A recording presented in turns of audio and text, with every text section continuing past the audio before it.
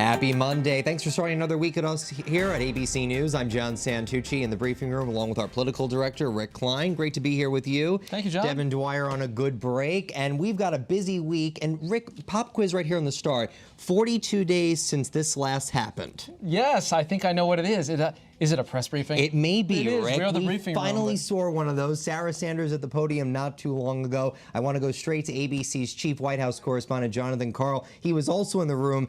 John, I mean, did you almost fall over there? We haven't seen Sarah Sanders in over a month. We got the announcement. I didn't know exactly what to make of it. Sometimes you have to remind yourself how a briefing works. But John and Rick, I don't know. I was just talking to my fellow reporters here for ABC in the ABC booth at the White House. The decline of the White House press briefing can almost to the day be timed to the launch of this show. Have you noticed that? Well, I do, but you know what? Our usual anchor is on vacation, so I think she came back for Rick and I, John. That was the benefit there. I don't know. Devin should go on vacation more often. But, John, let's start with that press briefing because you and others were asking about those comments the president made over the weekend at a closed-door fundraiser down at Mar-a-Lago, allegedly saying that Democrats hate Jewish people. Let's take a listen to your exchange with Sarah Sanders. Sarah, the president said that Democrats hate Jewish people, according to a recent report. We've also seen him tweet in the last couple of days that Democrats are the, quote, anti-Jewish party. Does the president really believe Democrats hate Jews? The president's been an unwavering and committed ally to Israel and the Jewish people.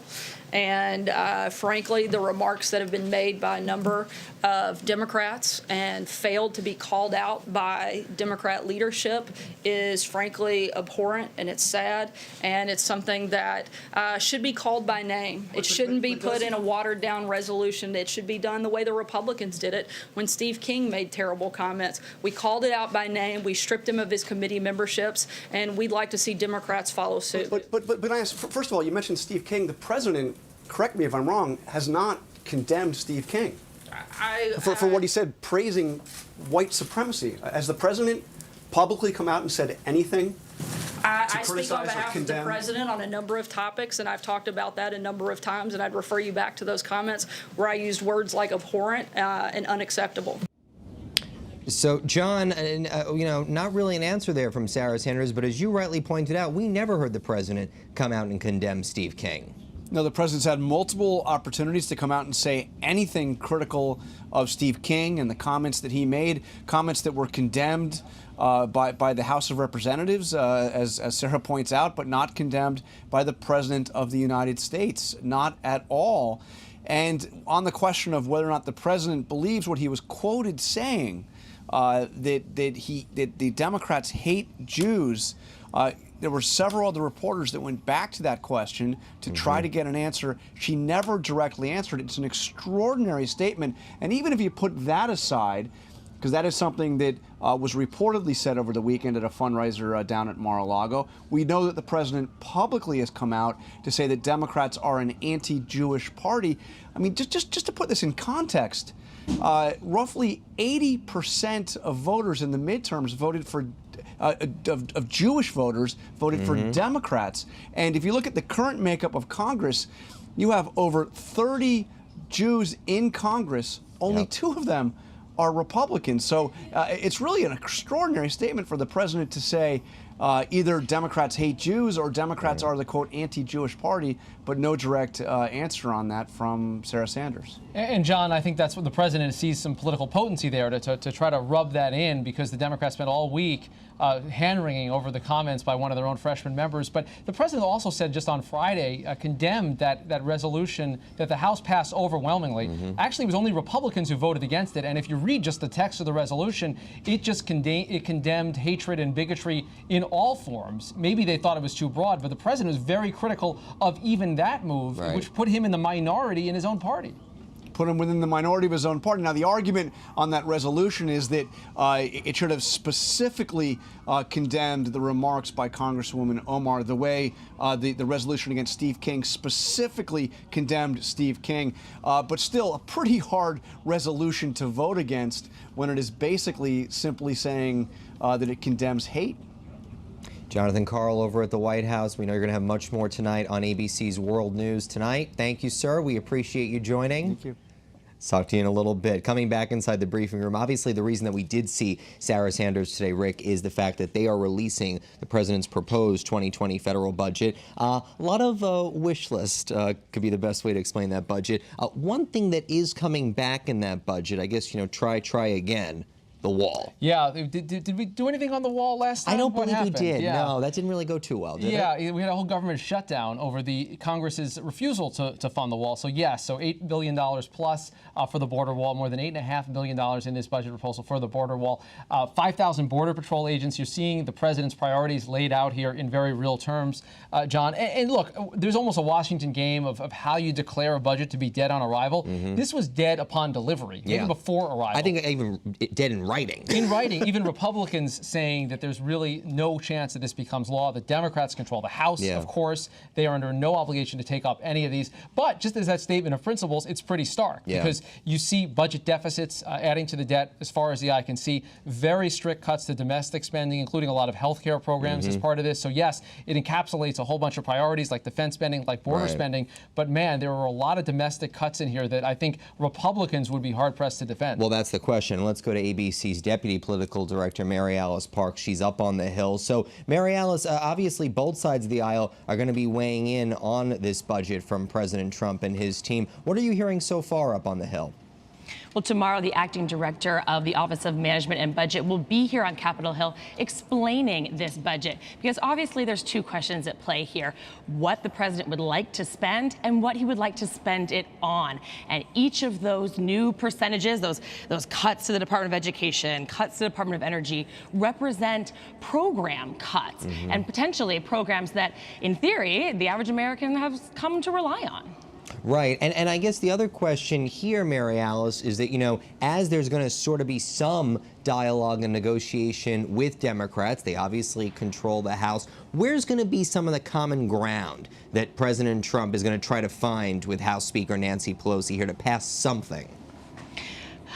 That is a great question that I'm not sure I can come up with in this moment. I mean, it is stark, the difference in agenda between these two parties. We're hearing from Democrats an eagerness to spend more on health care, not less, to spend more on public education, not less, to do more on environmental protection and food stamps and food security. And here, when you look across the board, Republicans in this budget are proposing a much smaller federal government and a real rollback on some programs that, again, have been sort of mainstays in healthcare and education space for Americans. Well, and speaking of health care, I do want to move into our next topic, completely related here on the budget, because part of this new budget proposal from the Trump administration is a huge boost of funding into HIV research, $291 million. I do want to bring in Dr. David Rosenthal. He's the director of young adult and pediatric HIV research at Northwell Health Systems on Long Island, New York. Doctor, great to have you with us. Two Long Islanders with you, too, so we're in good company here, sir. We appreciate your time. That's great. What's your first reaction to this huge injection of cash from the Trump budget? Well, this is something that I think is really important. What it looks at is, I think this is based on a plan that Dr. Anthony Fauci from the NIH put together that basically takes current resources that we have available right now and really allows us to make a difference in being able to decrease the number of HIV cases in the United States right now. And Doctor, I was surprised actually to read, as we were just getting ready to have you with us today, in 2017, nearly 40,000 new HIV diagnoses in the United States. So where we see the number going, I mean, you're the expert here, over the last several years, has this number consistently ticked up, or where do we actually see the number of cases at the moment? So we've been fortunate that the numbers have actually plateaued over the past recent years, but unfortunately there are certain groups that the numbers are still increasing. And the nice thing about this proposal, and something that we're looking at across healthcare in general, is we want to address treatment as prevention. So we want to get individuals who are already being treated to already start to decrease their virus so they're not cannot transmit the virus. And we also want to make sure that we can use HIV prevention methodologies like PrEP, which is one pill once a day that can prevent transmission of HIV, to be able to prevent the virus from spreading. Dr. Rosenthal, I'm curious how you see this fitting in with the other budget priorities outlined by the White House today. Another aspect of the president's proposal would cut $1.5 trillion from Medicaid over 10 years, block granting to states, giving states a lot more discretion. I'm curious your take on how that might impact public health, prevention, in the HIV/AIDS world and elsewhere. Can you look at this in a vacuum and say we're only going to focus on the HIV/AIDS funding when there's so many other proposed budget cuts to public health? No, I think when we need to take a look at public health across the board, we need to take a look at all of the social determinants of health and how we're going to address the health care of Americans across the board. And I don't think any one policy or one proposal is going to be able to be looked at in isolation. We have to look at it all holistically. The issue that we need to make sure that we're doing is we need to make sure that we're allocating resources to make sure that we can make significant changes in healthcare where we have the ability to do that, and that we're leveraging the latest knowledge that we have within healthcare in order to make that happen. Dr. David Rosenthal with Northwell Health in New York. Sir, we appreciate you joining us this afternoon on ABC. Thank you very much. Thanks so much. I appreciate it. Coming back here in the briefing room, and the other thing that we are all waiting for. I mean, it feels like every day we're trying to figure out what's happening with Special Counsel Robert Mueller. Eventual report. That's your job, John. Yeah, I know, Rick. I'm not doing too good at it these days. But what we're trying to figure out here is what's going to happen to the Special Counsel's probe. There's a resolution up on Capitol Hill right now. Mary Alice, you've been watching this for the better part of the last couple of weeks. What is this exact plan right now that House Democrats are trying to get passed? Show us the report. That is the message from House Democrats. They've been saying it in their committee hearings. The chairmen up here on the Capitol Hill have been saying it over and over in interviews on cable news. Well, now they're taking that idea to a vote on the House floor. We're expecting later this week for members there to vote to encourage the Attorney General to make public any final report. Now, obviously, under regulations, he doesn't have to do that. There's been a lot of conversation about how much of a summary he could provide that would check the box, but might not check off exactly what Democrats are hoping they're going to be able to show with the American people. Now, all of this sort of circulates, all of this swirls around the fact that so much control remains in the hands of the Attorney General, and that's frustrating for members of Congress. They feel like they have an oversight role here, and they want to have a public document. And frustrating, really, Rick, for everybody, right? Because so many people want to know what Special Counsel Robert Mueller has found over the last now 22 months of his investigation. A lot of money, a lot of time. We know so many people have gone in for interviews. But this will be a next phase of this process when he eventually hands over a report. DOJ's got to review this thing, and then we're going to see what version of it we get. And we learned that a whole lot of this will fall to the discretion of the Justice Department, because the Special Counsel was named under the auspices of the Justice Department. There's no statute that governs it. There's no requirement that Mueller do or say anything. To Mary Alice's point about the votes that are going to happen in the House, they'll be mostly symbolic. There'll be resolutions asking for it to happen. They could at some point call Bob Mueller himself to testify as a private citizen if it comes to it. But we still aren't clear when he is saying anything, what he will say, and then ultimately what the public will be told about it. Yeah, we're watching it. You can find all of our latest reporting on the Special Counsel's probe at abcnews.com as we try to figure out when this report's coming. Most of our staff is trying to figure out if they're going to cancel vacations. The way this is going, buy travel insurance. But on another topic here related to President Trump and a piece of the investigations, we are hearing for the first time for the man behind the catch and kill deals. Keith Davidson, he was the lawyer at one point for Stormy Daniels and Karen McDougal. ABC's chief national correspondent Tom Llamas sat down with him. Tom, a rare interview for Mr. Davidson, who many would argue was the architect of these deals to keep these two women that who, if their stories came out, could have had a huge impact on the presidential election. Right. And first off, it's great to be with both of you guys. And we just did the podcast, The Investigation, which is also from ABC News. And you know, I asked Keith about this. And essentially, the question I had for him was, Was Michael Cohen, did he make the biggest mistake of his life, essentially paying off Stormy Daniels that second time? Because what we revealed in our interview was initially there was a first payment that Michael Cohen never made. They had a contract set, but then the Access Hollywood tape hit. And it's Keith Davidson's understanding that essentially the campaign wanted them to pay this around because they thought if the Access to Hollywood tape would hit and then the revelation that he had an alleged affair with a porn star would also hit, then the campaign would be completely over. He also says from the questioning from the Southern District of New York prosecutors, they wanted to hone in on this timeline. So they're convinced, it's his opinion, they're convinced this was all political, that the only reason why Michael Cohen paid was not to protect the Trump family, rather it was to protect the Trump campaign. Because after the Access Hollywood tape had hit, they wanted to make sure there were no other catastrophes like this would have been. It later turned out to be the biggest one of the campaign. And Tom, let's just play a little bit of your interview with Keith Davidson. You obviously asked him about Stormy Daniels. Here's what he said to you. And you cannot talk about Stormy Daniels and the understanding and the settlement without talking about Access Hollywood. They come hand in hand. And it was clear to me, and I think clear to prosecutors, that the Access Hollywood tape was the motivating factor in this case actually resolving. It defeats the argument that this was done for a purely personal reason and that this was in fact done for political reasons because I think that after the Access Hollywood tape, that something like this could be the straw that broke the camel's back.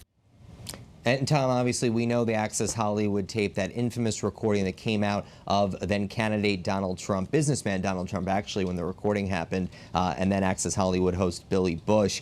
But Tom, I want to go back to something you just mentioned there, because for those of us following this and the investigation and the various probes going on, you've got the congressional investigation, the special counsel's investigation, but as you just mentioned, you have the Southern District of New York investigation, too, where Michael Cohen was ultimately charged. So Keith Davidson actually met Tom with the investigators in New York? 15 hours with the investigators. He turned over 1,500 documents, and now he's on the list for the House investigators as well, so he'll meet with them as well. And he has a lot to say. You got to remember, this is the guy who negotiated the deal with Michael Cohen from the get-go. This is the guy who negotiated the deal with David Pecker and AMI to buy the life rights of Karen McDougal. He was representing her as well. He also shared with us that at one point, the terms of the contract for Karen McDougal was AMI, the National Enquirer, would essentially buy her life story. We learned that was a catch and kill scenario where they were never going to publish the story of the alleged affair with Donald Trump.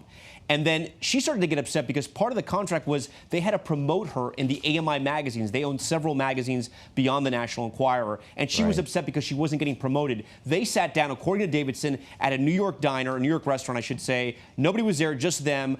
David Pecker was thanking her so much. And at one point she said, "Thank you for your loyalty." And Davidson understood that to mean thank you to your loyalty to the contract, but also to Donald Trump as well. So, you know, this guy, Davidson, he really played an integral role in so much that has happened. Because you got to remember, the Michael Cohen payment set off so many alarms, both with the banking industry, with the Southern District of New York, with Mueller, that without that payment, you got to wonder where we would be right now.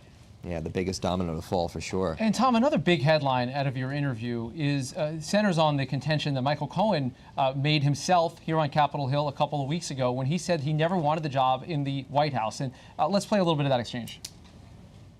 Told Congress that he did not want to work in the White House. Is that what he told you? At times, he told me that, and at times he told me other things. What did he tell you? Well, there was a period of time after the election, but before the inauguration. Michael called me. It was a weekend day, like sort of mid-morning, and I was just dealing with the hustle and bustle of the holidays. When he called me, he was extremely, I wouldn't say angry, but he was despondent. He was despondent, depressed, and he confided in me that he was just beside himself, and in his words, he said, "Can you effing believe it? I just can't effing believe it. Can you effing believe after everything I've done, he's not taking me to Washington?" Now, your first question may be, you know, how would Keith get this sort of friendship with Michael Cohen? And he said it was bizarre. At first, they started out as sort of enemies. The first time they ever spoke was 2011 when Keith was representing Stormy Daniels, and that's the first time a website reported on the alleged affair between Stormy Daniels and Donald Trump at the time. And the affair happened way before that, years before that. But that was the first time it was somewhere out in the public. Michael Cohen allegedly calls Keith Davidson, tells him he's going to crawl up an Orpheus in his body and not let go and destroy his career. So they go from that in 2011 to fast forward to 2016, they start negotiating the Stormy Daniels deal because they come back to each other. And after they negotiate that deal, they sort of become friends in a way, and Michael just keeps calling Keith to talk. And they actually negotiate another deal as well. They do business on another deal with a Republican fundraiser named Elliot Brody, but they sort of become friends. And he says Michael keeps calling him, and he said the thing that struck him was, in the beginning, Michael Cohen thought he was going to go to the White House. When he realized he wasn't around the time of the inauguration, things just changed. He also shared another story where he said, can you believe this SOB is not going to even pay me back or hasn't paid me back, something to that effect, because he had said at that point Donald Trump had not paid him back for the Stormy Daniels payment. We now know by the time Donald Trump does pay him back, it's sort of too late because he's already president. Wow. And, Tom, I just got to ask you, I mean, there was a point that you and I used to travel together, and we both dealt with Michael Cohen quite a lot. Right. That story alone right there kind of surprises me, that you can go from being the enemy of Michael Cohen to becoming the friend by night on phone that I'm confessing to. Right, and I sort of asked him about that, but what I understood is that they just were talking so much, and that Michael, the way Keith described it, and he elaborated more on the podcast, the investigation, earlier today when we sat down with him, was that he likes to talk. He likes to talk on the phone, and he ended up talking with Keith. And after the Stormy Daniels deal was all done, they ended up working on another deal together, and it seems like that type of communication sort of continued. I know what you're saying. I mean, and we all know the reputation of Michael Cohen, and Keith Davidson even says he knew that side of Michael Cohen as well, because I asked him if he believed the Michael Cohen who was testifying in Congress, who was much more subdued, sort of someone who looks like he had been through penance already. That's not the Michael Cohen that people knew on the campaign trail, not the Michael Cohen you dealt with, not the Michael Cohen that I had to deal with. But there's many sides to Michael Cohen from what Keith Davidson told me.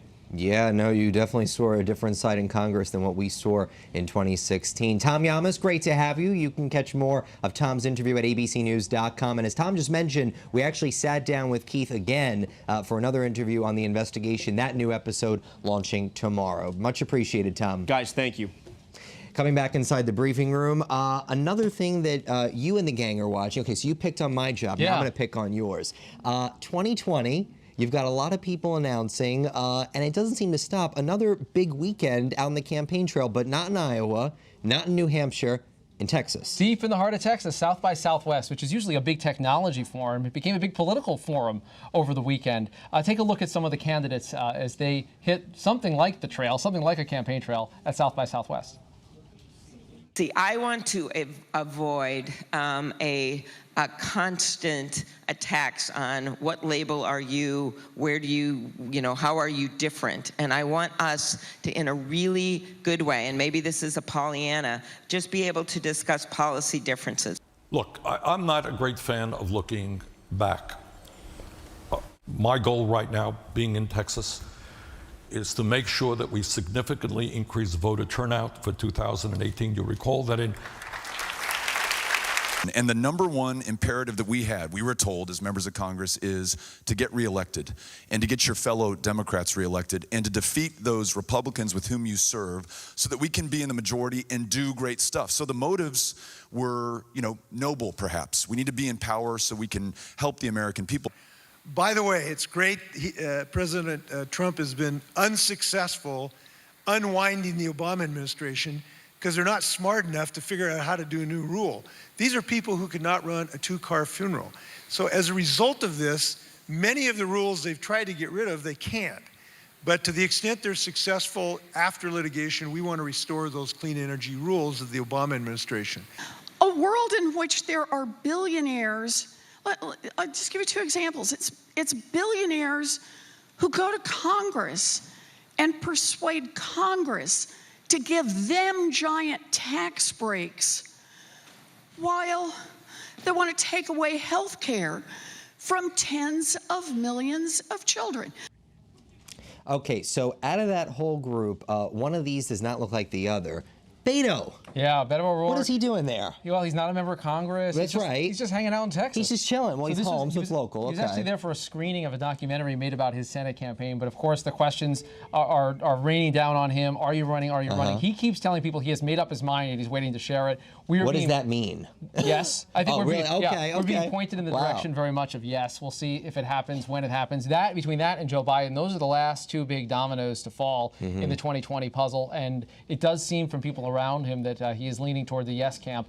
This would have been a good time to launch it, maybe, there in Texas, but we don't have that quite yet. And as we see things sort of move forward here with the Democrats in 2020, we got some news today. They have finally nailed down where they're going to hold their big convention. Get ready for Milwaukee. It's Miller time at the convention. What do you think? This is a big announcement. Clearly, a lot of people were waiting on this. The other two finalists were interesting on this. Was Miami. Miami Beach and Houston. So Miami. The quintessential swing state, the old battleground state. Actually, the battleground is shifted to the upper Midwest. Right. And Florida, which is often seen as a must-win, is really not the same kind of must-win that Wisconsin is. Big symbolic value in that. And really, when you think about the Beto Cruz race from the last cycle, when he was running against Senator Ted Cruz, Beto O'Rourke made Texas a place that Democrats are now taking another look at. Yeah, and I think the talk about Houston was related to the fact that Beto only lost by 3 points in Texas. And Texas, though, is a reach for the Democrats. Bottom line is, if the Democrats don't win Wisconsin, they don't win the presidency, and they recognize that. And to me, this was an important statement by the DNC that you need to launch the presidential campaign into the summer and the fall next year from a state that you have to win, that being, in their judgment, Wisconsin. Okay, so most important question. Are we going to enjoy Milwaukee during that time of year? What do you think? July in Wisconsin versus July in Miami or Houston? Yes, it's going to be beautiful. Now, I got people saying it's going to be humid. Not like Houston or Miami. Okay. Yeah, Milwaukee is the place to be, near the Wisconsin Dells. Right? It's going to be gorgeous. You're going to map it all out, right? We've got all our Wisconsin friends are very excited about it, like people like John Parkinson and Ben Siegel. They're very excited about the fact that we're going to be there. Okay, now, Kat McKenzie, who runs our show here, she's saying great hamburgers there. So I'm in. Kat, you got to make a list for everybody, okay? She's there. She's got it. Okay, everybody. Well, that is going to do it for us today in the briefing room. For Rick Klein, I'm John Santucci. Thanks so much for joining us. You can always download the ABC News app for any news anytime. You are watching ABC News.